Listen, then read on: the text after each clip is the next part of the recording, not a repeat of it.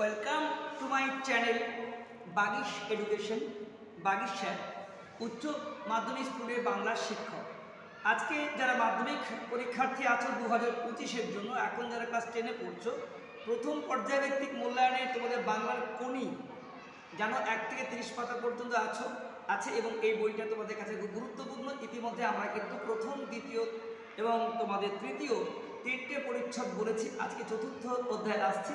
যারা আমার চ্যানেলের সদস্য আছো তাদের মোস্ট ওয়েলকাম। এখনও যদি কেউ সদস্য না হয়ে থাকো অবশ্যই চ্যানেলটিকে সাবস্ক্রাইব করো, লাইক করো এবং বেল আইকন অল ক্লিক করতে একদম ভুলে যাবে না কিন্তু, যাতে তোমাদের 2025-এ আমার সারা পশ্চিমবঙ্গের প্রত্যেকটি ছাত্রছাত্রী এই উপকারটা পেতে পারে। কারণ এতদিন পর্যন্ত প্রত্যেকটি ছেলেমেয়ে তোর জানো ভালো রেজাল্ট করে বোর্ডে র্যাঙ্ক করে আসছে, তোমরা করবে। চলো তোমাদের আজকে আলোচনা করে দিই। এখান থেকে তোমাদের 10 নম্বর প্রশ্ন থাকে এবং খুব খুঁটিয়ে প্রশ্ন হয় লাইন তুলে। শেষ সিলেবাসের মধ্যে তোমাদের কিন্তু ঝুলে যাবে না, তোমাদের ভালো নম্বর পেতে হবে। তাই আজকে তোমাদের আসছি চতুর্থ অধ্যায় নিয়ে এবং এই অধ্যায়ে কী কী প্রশ্ন আছে সেটাও কিন্তু আমি বলে দেবো। চলো আজ এর মধ্যে কী আছে দেখে নিই আমরা। গল্পের শুরু হচ্ছে এখানেই। তোমরা জানো সাঁতার প্রশিক্ষক কী নাম? ক্ষিতিশ সিংহ।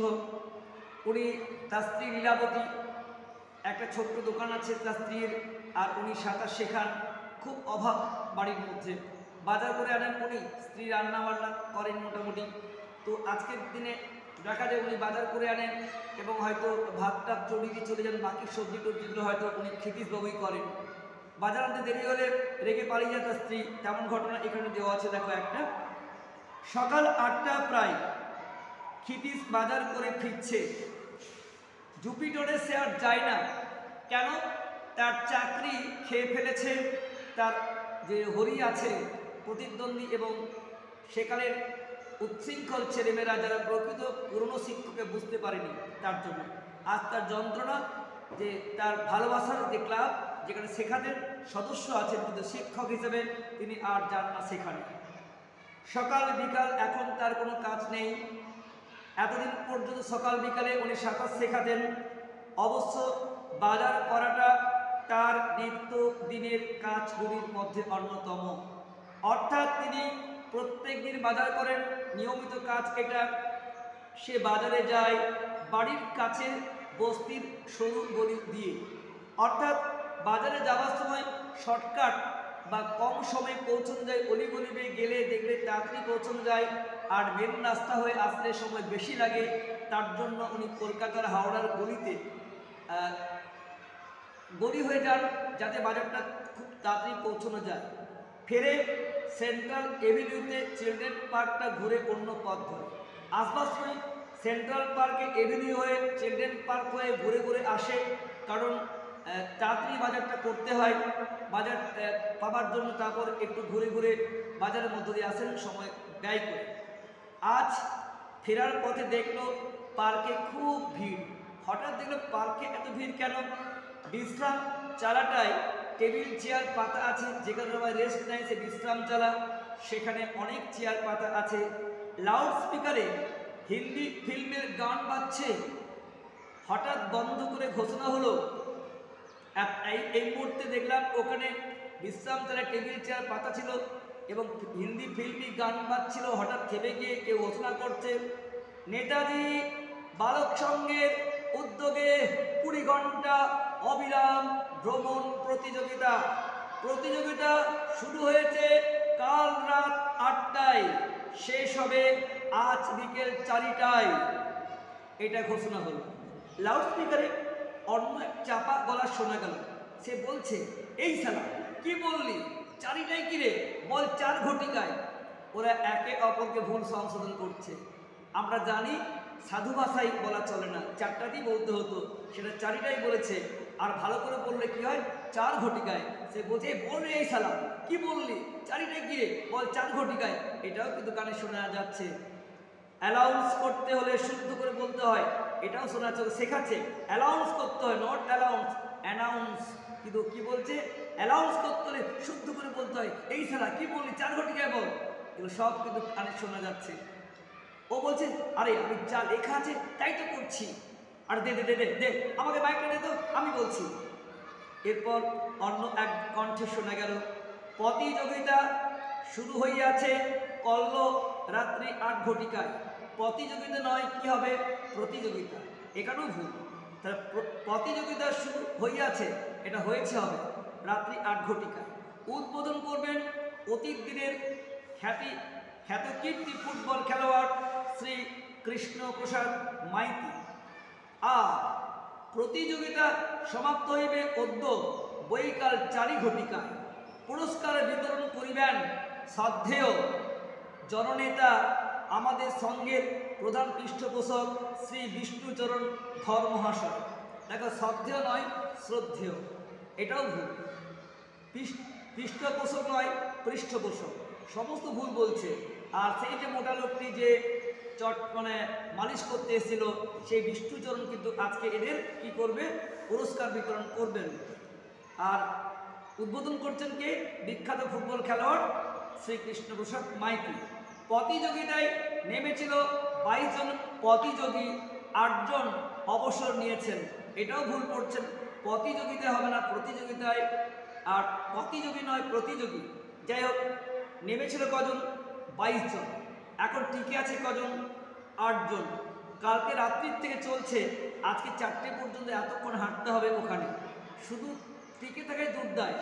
ক্ষিতীশের চোখ আটকে গেছে কঞ্চির মতো লম্বা নিকোষ কালো একটা চেহারাতে। হঠাৎ দেখলো কঞ্চির মতো লোক কালো দাঁড়িয়ে আছে ওখানে।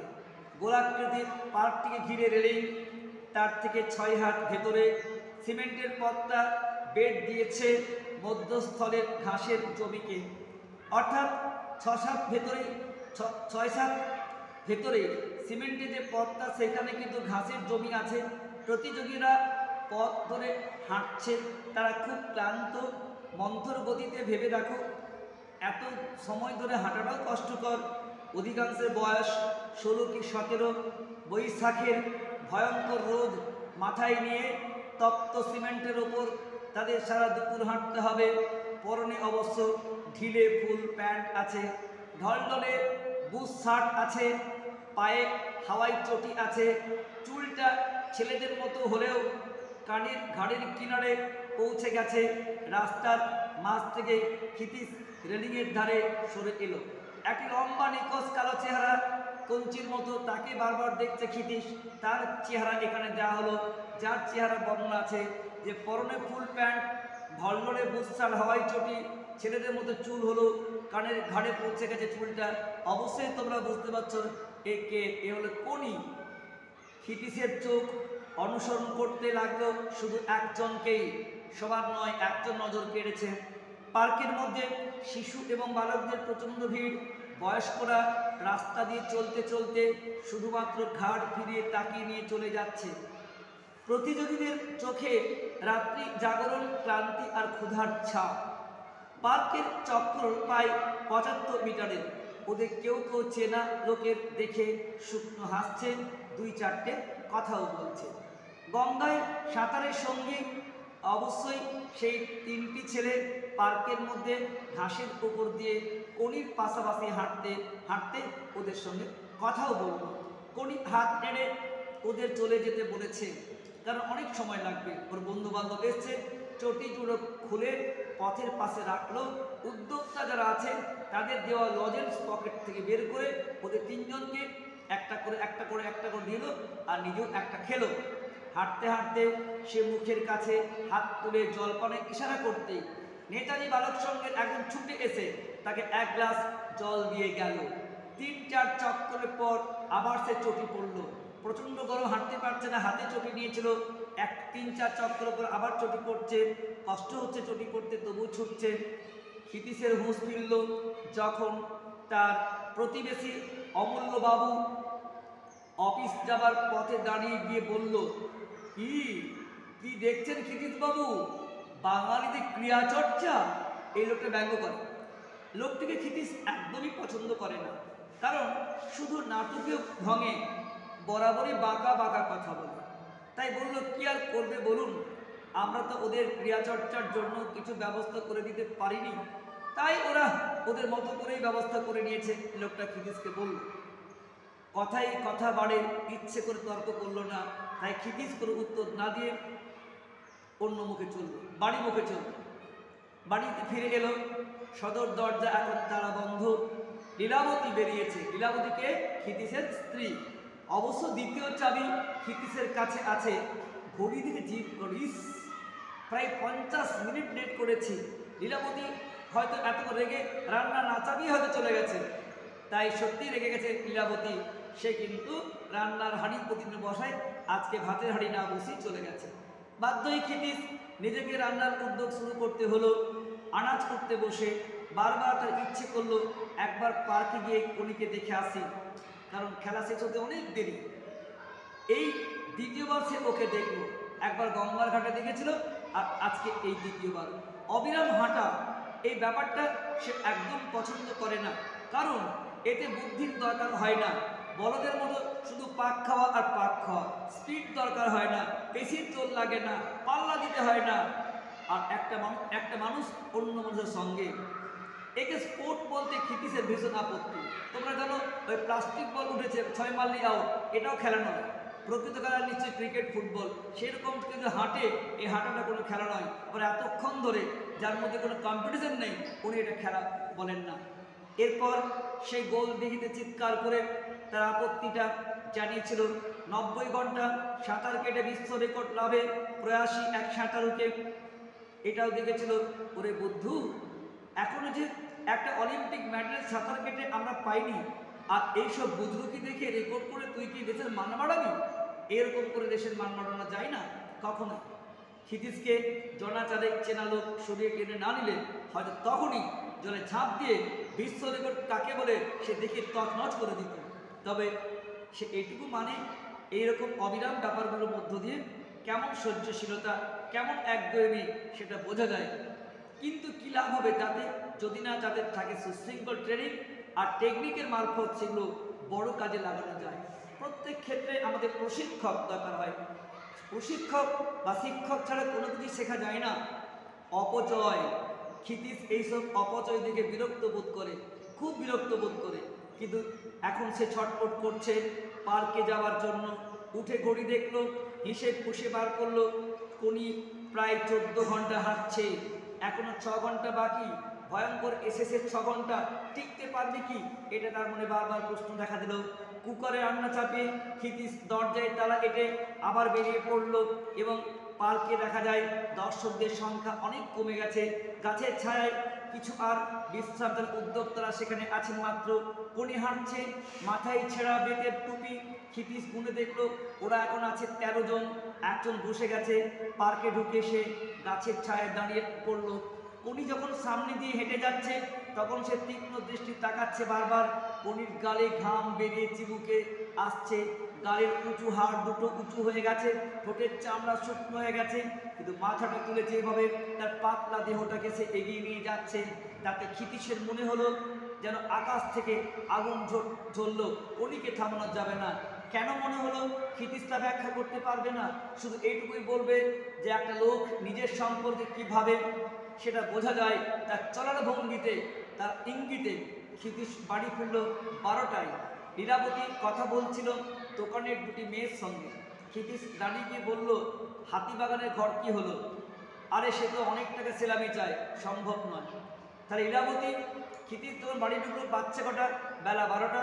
ইতিমধ্যে লীলাবতী ঢুকে গেছে, দুটি মেয়ের সঙ্গে কথা বলছে এবং বললো, জিজ্ঞেস করলে তোমার যে নতুন ঘর ভাড়া নিয়েছ সে হাতির কি ঘরটা হলো? বলে হ্যাঁ ওটা আছে, কিন্তু অনেক টাকা চায়, সেলামি চায়, মানে অ্যাডভান্স, যেটা আমার পক্ষে সম্ভব নয়। তার স্ত্রী কী করে না, সেলাইয়ের দোকান। সে ঘরে ঢুকে গেল অন্য মানুষের মতো। স্নান খাওয়া সেরে সে ঘন ঘন ঘড়ি দেখতে লাগলো। 3টে বাজার সঙ্গে সঙ্গে আবার বেরিয়ে পড়লো। 13 থেকে 8 বসে আছে 5 জন। পার্কে এখন বেশ ভিড়। লাউড স্পিকারে রেকর্ড বাজানো বন্ধ করে নানাবিধ ঘোষণায় সবাই মত্ত। তারই মাঝে প্রতিযোগীদের জানিয়ে দেওয়া হলো আর মাত্র 50 মিনিট বাকি। কোনি হাঁটছে। ক্ষিতীশ জানতো ও হাঁটবে এবং ও শেষ করবে। ক্লান্তি ওর পদক্ষেপে ধরা পড়েছে, তবুও সে হাঁটছে। সকালে সেই 3টি ছেলে ওর পাশাপাশি ঘাসের উপর দিয়ে চলেছে। কোনি 2-1বার ওদের কথা শুনে হাসলো। ক্ষিতীশ লক্ষ্য করলো তার ডান পাটা টেনে টেনে টেনে হাঁটছে। অন্য প্রতিযোগীদের মধ্যে 2টি বছর দশকের ছেলে বেশ তাজাই আছে। আমাদের আজকের সভাপতি বরেণ্য জননেতা এই সঙ্গের হৃদয়সী শ্রীযুক্ত বিষ্ণুধরন মহাশয় তার শত কাজ ফেলে আমাদের মাঝে উপস্থিত হয়েছেন, এর জন্য আমরা গর্বিত। এটাও মাইকে শোনা গেল। ক্ষিতিশ লাউড স্পিকারতে কান সরিয়ে চোখ পাঠালো চালার নিচে কি ক্ষিতি বিষ্ণু মানে সেখানে সত্যিই দেখলো যে টেবিলের উপরে ইতিমধ্যে সাদা চাদরের পোড়া ভরা দুটি ফুলদানির আবির্ভাব হয়েছে, তার পিছনে রয়েছেন আজকের সভাপতি। আরে এ তো সেই গঙ্গার ঘাটের ওই হিপোটা মানে জলহস্তিটা। ক্ষিতিশ অবাক হয়ে গেল। আর 20 মিনিট বাকি প্রতিযোগিতা শেষ হতে, তারপরেই শুরু হবে পুরস্কার বিতরণ অনুষ্ঠান। লাউড স্পিকারে ফিসফাস আলোচনা শোনা গেল। বলতে ভুল হয়ে গেছে পুরস্কার বিতরণের আগে সভাপতি মহাশয় তার ভাষণ দেবেন। উনি ভাষণ দেবেন। বাহ! 8 জনই শেষ করলো প্রতিযোগিতা। পার্কে হাজির প্রায় 100 শিশু, বালক, বয়স্ক ভিড় করে দাঁড়িয়েছে, তারা সবাই চালার সামনে। ক্ষিতিশ একটু এগিয়ে গেল তার ভাষণ শুনবার জন্য। তার চোখ খুঁজতে খুঁজতে কণিকে পেল। সিমেন্টের সিঁড়ির ধাপে বসে পা ছড়িয়ে আছে ডান গরু। ওরে বাবা, আর আমি হাঁটার এসে নামছি না। কণি বলল, দূর সেকেন্ড থার্ড কিচ্ছু হলাম না। তোকে তো পই করে বলেছিলাম নাম দিস না। আমি আর ভাদু একবার নেমে টেনে পেয়েছে ভোগাস ব্যাপারে এইসব। তার ভাদু কণি তার ভাই বোনরা বলছে।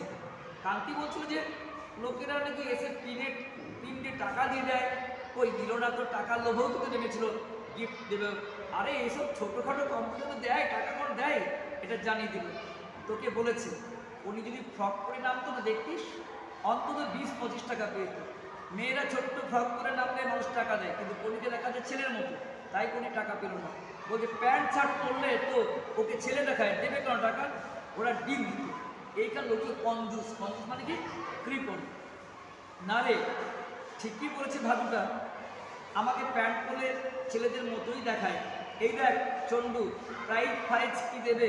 পুরো একদিন বাড়ির বাইরে, মা মেরে ফেলবে যদি কিছু হাতে করে না নিয়ে যায়।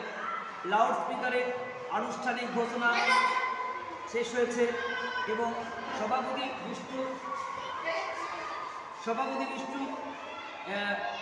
লাউড স্পিকারে তোমাদের বলা হলো যে শেষ হয়েছে। বিষ্ণুধর বক্তব্য দিতে শুরু করেছে। ক্ষিতিশ হাত পাতে করে দাঁড়িয়ে কণিদের কথাবার্তা শুনছিল। এবার সে এগিয়ে এসে বলল যে এই তুমি সাঁতার শিখবে? মুখটা তুলল সে। কাঁচা পাকা কদম ছাট চুলে ভরা মাথা আর পুরু লেন্সের পিছনে জলদলে দুটি চোখের দিকে একটু বিরক্তভাবে তাকালো। তারপর আবার সে নিজের পা ফিরতে লাগলো। আবার বলল, কি শিখবে সাঁতার? উনি কি বলল, সাঁতার আমি জানি না। তুমি জানো না। ঝটকা দিয়ে চুল মাখিয়ে উনি আবার মুখ করল। আপনি জানেন? হ্যাঁ আমি জানি, আমি দেখেছি তোমায় গঙ্গায়, কিন্তু এই সাঁতার চলবে না। সাঁতার শেখার জিনিস, মানে প্রশিক্ষণ নিতে হবে। আরে যা জানি তাতেই গঙ্গার এইবার ওইবার করে দিতে পারি। আমরা অনেকেই গঙ্গার এইবার ওইবার করে দিতে পারি, কিন্তু আমরা শিখিনি। তাই বলি শেখার কি আছে? অনেক কিছু শেখার আছে। আমার দরকারে শিখে যা জানি তাতেই যথেষ্ট। ক্ষিতিশের উপস্থিতিকে অগ্রাহ্য করে কণি দাঁড়ালো। চেঁচিয়ে বলে, এই কমলা শুনে যা। টেবিলে স্তূপীকৃত নানাবিধ প্রাইজের দিকে তাকিয়ে থাকা, খালি পা, ছেঁড়া গেঞ্জি, গায়ে বছর 12 একটা ছেলে এগিয়ে এলো। এই শোন, কণি বলল। কমলা, হ্যাঁ রে, মা কিছু বলেছে? হ্যাঁ, যাও না বাড়িতে, পিটিয়ে তোমার চামড়া তুলে নেবে। অর্থাৎ তার রাত্রির থেকে যে কণি এখানে হাঁটছে, এটা কিন্তু বাড়ির লোকেরা পছন্দ করে না। আর দাদা কি বলেছে রে?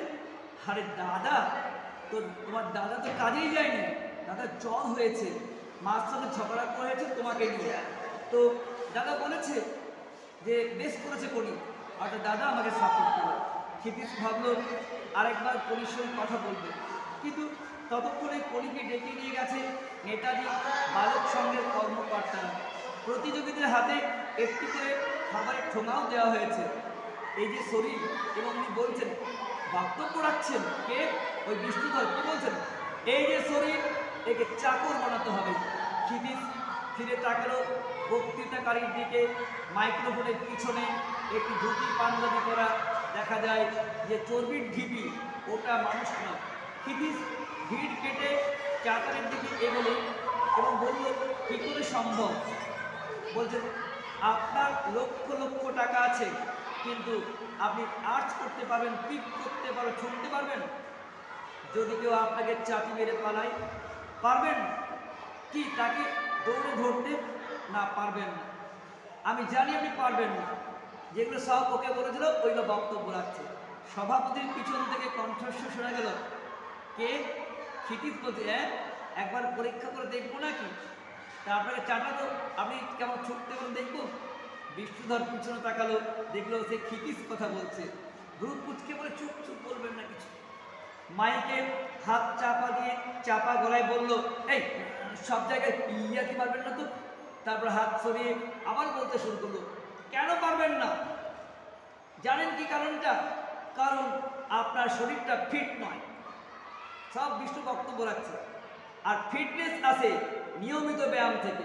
বিষ্ণুধর পিছনে তাকিয়ে দেখলো ক্ষিতিশ মাথা এড়িয়ে তারিফ জানালো, হ্যাঁ ভালোই বলছো, ভালোই বলছো। ব্যায়াম, আর সেই জন্য সকলের করা প্রয়োজন। হাঁটাও একটা ব্যায়াম। তাই নেতাজি বালক সংঘের তরুণ কর্মীদের যারা দিন রাত পরিশ্রম করে আজকের এই প্রতিযোগিতাকে সফল করে তুলেছে, তাদের বললাম তোমরা হাঁটার ব্যবস্থা করো, আমি আছি তোমাদের সাথে। এটা সমাজ সেবার কাজ, আমি থাকবো তোমাদের পাশে, তোমাদের পাশে। এই ভুল বলছেন, ভুল বলছেন, বলুন আগে আগে নেতা কখনো পিছনে থাকে, নেতৃত্ব দিতে হলে সামনে থাকতে হয়। বিষ্ণু ভ্রু কুচকে হলো, হ্যাঁ হ্যাঁ ভুল বলেছি, পাশে, পাশেই বা বলি কেন, আমি থাকবো আগে আগে। সমাজ কল্যাণের জন্য, মানুষকে সুস্থ সবল করার জন্য যখনই সংগঠন গড়ে উঠবে, সবার আগে তো আমাকে ছুটে আসতেই হবে। কারণ বিষ্ণু নেতা হতে চাইছে। ছোটার কথা চেপে যান, পিছন থেকে ফিস ফিস করে বললো, যদি কেউ বলে যে আপনি ছুটে দেখান, এই মোটা শরীর নিয়ে ছুটে দেখাতে পারবেন মশাই? বিষ্ণু ঢোক গিয়েছে। এবং পরে কি বলছে, আরে ছোটেই বা আসবো কেন? মানুষ ছোটে কখন? যখন সে ভয় পায়, যখন দিশেহারা হয়ে যায়। কিন্তু জনগণ সহায় থাকলে আমি ভয় পাবো কেন? জনগণই পথ বলে দেবে, সুতরাং দিশেহারাই বা হবো কেন? না, আপনাদের আশীর্বাদ থাকলে আমি ভয় পাবো না। সঠিক পথেই আপনাদের সেবা, দেশ ও দশের সেবা করে যেতে পারবো। তাই আজ প্রতিযোগীদের এই কথা বলে বক্তব্য শেষ করব। শরীরটাকে ফিট না করলে পরিশ্রম করতে পারবে না, আর পরিশ্রম করতে না পারলে দেশ গড়ে তুলতে পারবে না। তাই আজ যে প্রতিযোগিতার মধ্য দিয়ে তোমরা হাঁটা শুরু করলে, ঠিক আছে? বিষ্ণু আর কাগজটা হারিয়ে গেছে, সব টুকলি লিখা ছিল। বিষ্ণু পকেট থেকে খুঁজে খুঁজে আর পাচ্ছে না, দিয়ে ওই একই কথা বলছে, এই যে হাঁটা, এই হাঁটা জীবনের পথে ভুলে গেছে, সব মুখস্থ বলছিল। বিষ্ণু অসহায় পিছনে তাকাচ্ছে, কি হবে কি হবে, কি হলো, খুব ভুলে গেছে টুকলি ভাই বক্তব্যেও। ঘাড় নেড়ে অসহায়ভাবে বিষ্ণু ফিস করে বলল, কি বললাম আসলে, আসলে ওই রবি ঠাকুরের একটা পদ্য লিখে এনেছিলাম, খুঁজে পাচ্ছি না, কি বক্তব্য রাখবো বুঝতে পারছি না। আরে বলুন বলুন, এটাই বলুন, যে বলুন এই যে যাত্রা, এই যে যাত্রা শুরু হলো, শুরু হলো ছোট এই পার্কে, ছোট এই পার্কে। ও বলেছে মন্ত্রের মতো, ও বলছে। মাইক্রোফোনে গমগম করে উঠলো সভাপতির আবেগ ভরা কণ্ঠ। সেও এই ঠিক এরকম করে বলছে, এই যে যাত্রা শুরু হলো ছোট পার্কে, ধীরে ধীরে ধীরে ধীরে তা বৃহত্তর জীবনের দিকে, তা বৃহত্তর জীবনের দিকে, সুখ সমৃদ্ধিতে জীবনের দিকে, সুখ সমৃদ্ধি জীবনের দিকে তোমাদের নিয়ে যাক, তোমাদের নিয়ে যাক। বিষ্ণু বলতে, ক্ষিতিশ বলছে, আর ও সে রিপিট করছে, এই পাক পরিক্রমা রূপান্তরিত হোক বিশ্ব পরিক্রমায়, এই পাক পরিক্রমা রূপান্তরিত বিশ্ব পরিক্রমা, জয় হিন্দ, জয় হিন্দ। ও শুধু বড় বড় গলায় বলে যাচ্ছে। বিষ্ণুধর হুবহু যা বলে গেল সব ক্ষিতিশে প্রং শুনে, অর্থাৎ কানে শুনে শুনে বলল। নাটকে যাত্রা একজন প্রং করে, সেটা যেন শোনা যাচ্ছে। জয় হিন্দের পর গলা কাঁপিয়ে একটি যোগ করলো, ইনকলাব জিন্দাবাদ। পুরস্কার দেওয়া হলো। প্লাস্টিকের কিট ব্যাগ তোয়াল পেল যারা 20 ঘন্টা সম্পন্ন করেছে, তাদের 20 ঘন্টা সম্পন্ন করে দেওয়া কিট ব্যাগ প্লাস্টিকের। 16 ঘন্টা যারা করেছে তার শুধু ব্যাগ, 12 ঘন্টা যারা করেছে তাদের শুধু তোয়ালে। কোনি পুরস্কার নিয়ে ব্যাগটা উল্টে পাল্টে দেখলো। সভাপতিকে নমস্কার জানানোর আর প্রয়োজন মনে করলো না, কারণ ওর পছন্দ হয়নি। খাবারের ঠোঙাটা ব্যাগের মধ্যে ভরে সে ভাইয়ের হাত ধরে বলল, চ বাড়ি যায়, এটা মাকে দিতে হবে, তাহলে মা খুশি হয়ে যাবে ব্যাগটা। ভাইয়ের কাঁধে হাত রেখে খোঁড়াতে খোঁড়াতে কোনি চলে যাচ্ছে। ক্ষিতিশ এক দৃষ্টে তাকিয়ে আছে। মাথাটা উঁচু, কঞ্চির মতো শরীরটা দুলছে, সঙ্গে ওর বন্ধু ভাদু আর চন্ডু। পার্ক থেকে বেরিয়ে ওরা ধীরে ধীরে দৃষ্টির বাইরে চলে যাচ্ছে। ক্ষিতীশের মনে হলো ওর বাড়ির ঠিকানাটা নিয়ে রাখলে হতো। আপনাকে ডাকছে বেষ্টাদা। কে বেষ্টাদা? অন্যমনস্কভাবে ক্ষিতীশ বলল। আরে আজকের যে সভাপতি। ক্ষিতীশকে দেখে বিষ্ণুধর এক গালে হেসে বলল, ফিলিংসটা সবাই বলছে দারুণ হয়েছে, বুঝলেন? তারপর কানে কাছে মুখ এনে ফিসফিস করে বলল, ইনকিলাব জিন্দাবাদটা অ্যাড করলাম, যোগ করলাম, তার কারণ আছে। আমার প্রগ্রেসিভ নেচারটা বুঝিয়ে দিলাম যে আমি বামপন্থী। চলুন চলুন, আমার গাড়ি রয়েছে। বামপন্থী যারা কমিউনিস্ট পার্টি ওরা এই স্লোগানই দেয় যে ইনকিলাব জিন্দাবাদ। ও নেতা হবে পরে, তাই এইসব এখানে ক্লাবগুলোতে এসেছে। চলুন চলুন, আমার গাড়ি রয়েছে, আপনাকে সব বলছি, আমার বাড়ি চলুন। বিষ্ণুধর আসলে আগামী নির্বাচনে দাঁড়াবে, তাই এখন থেকে সে তোড়জোড় শুরু করে দিয়েছে। পাড়ায় পাড়ায় নানা ব্যাপারে টাকা দিয়ে অনুষ্ঠান করাচ্ছে, আর তাতে সভাপতির বক্তব্য রাখছে। নির্দলীয় সমাজসেবক হিসেবে সে ভোট চাইবে, যাতে ভোটটা বেশি পড়ে। বিষ্ণুধর গাড়িতে বসে কথাগুলো জানিয়ে দিল তাকে। বাড়ি পৌঁছে বলল, আপনাকে না আমার ভীষণ দরকার। বিষ্ণু বলল, কাকে? ক্ষিতীশকে। কেন আমাকে? হ্যাঁ, আপনি আমার ইমপিচ রাইটার হবেন। ইমপিচের বক্তব্য লিখে দেবেন, বক্তব্য লিখে দেবেন, আর এই জন্য টাকা দেবো। রাজি তো? উনি বলে, হ্যাঁ। আমি তো খেলার ব্যাপারে কিছু জানি না, কি বক্তব্য লিখবো।